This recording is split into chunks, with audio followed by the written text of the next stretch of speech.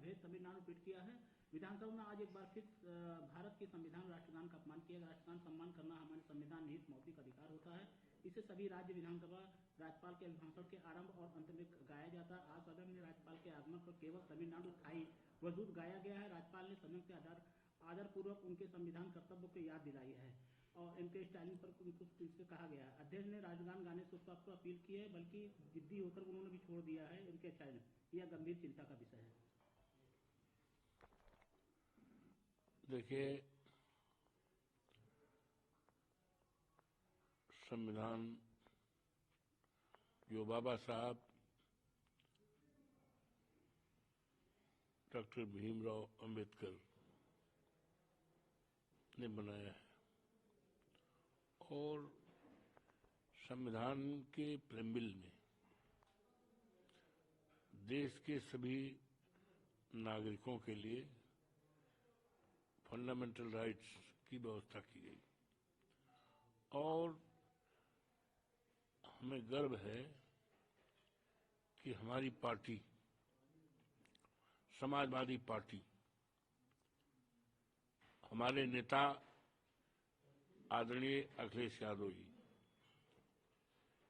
लगातार संविधान को बचाने के लिए संघर्ष कर रहे हैं, लगातार संघर्ष कर रहे हैं। और यही नहीं, बाबा साहब डॉक्टर भीमराव अंबेडकर का भी जब लोकसभा का सत्र चल रहा था, राज्यसभा में सरकार के बहुत ही महत्वपूर्ण मंत्री जो गृह मंत्री जी हैं, उनकी तरफ से जो टिप्पणी की गई है वो पूरी तरह से बाबा साहब भीमराव अंबेडकर का अपमान हुआ है। जिस अपमान को लेकर हमारी पार्टी ने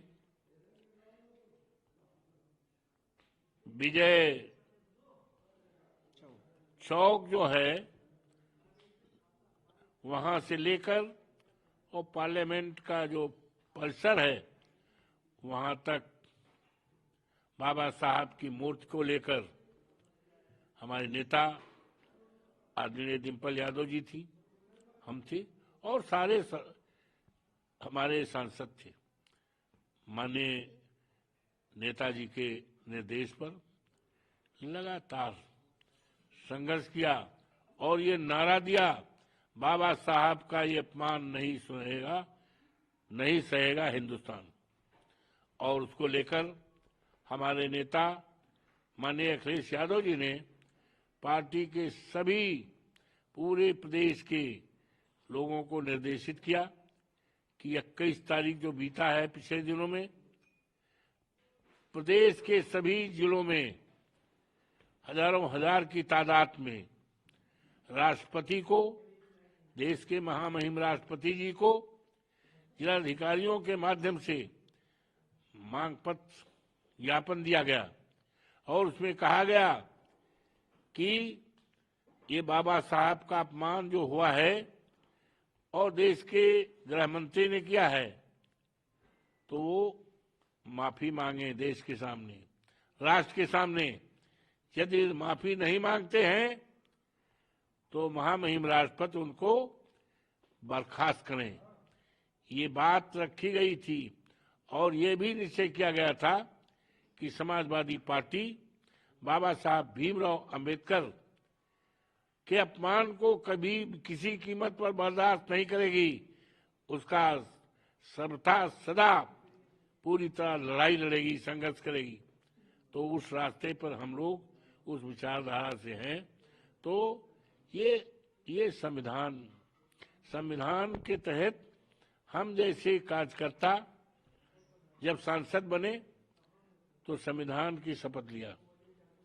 महामहिम राष्ट्रपति जो देश की हमारी सबसे बड़ी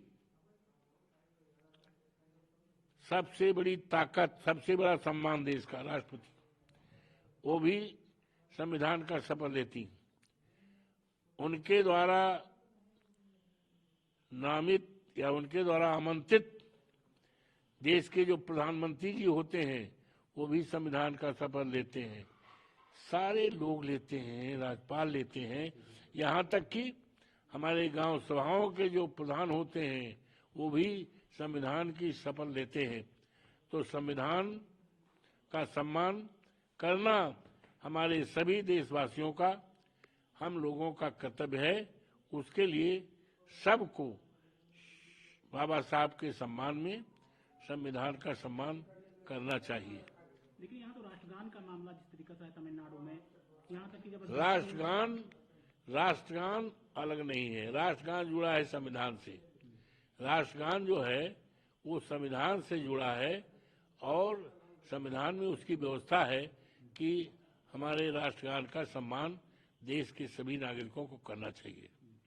जिस तरीके से पहला ये होता कि आते ही राज्यपाल महोदय के आने के पहले ही वहाँ से उठ के भी चले गए, वहाँ पर थाई घर वहाँ के वो बजाया गया बकायदा, उसको लेकर के मामला गंभीर। अब उन्होंने क्या व्यवस्था कैसे किया सारी तो समझने की बात है, लेकिन मोटे तौर पे ये मानना चाहिए कि राष्ट्रगान जो है हमारा संवैधानिक कर्तव्य है, राष्ट्रगान का सम्मान करना, संविधान का सम्मान करना हम सबका कर्तव्य है।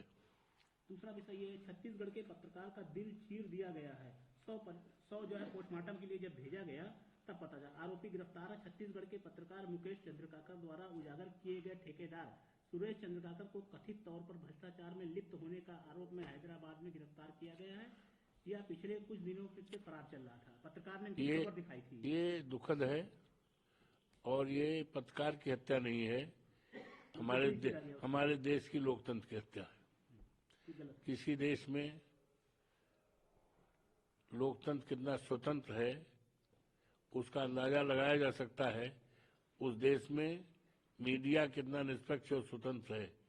तो ये उनकी हत्या नहीं है बल्कि इस देश की लोकतंत्र की हत्या है, जिसकी निंदा करना चाहिए। दुखद घटना है।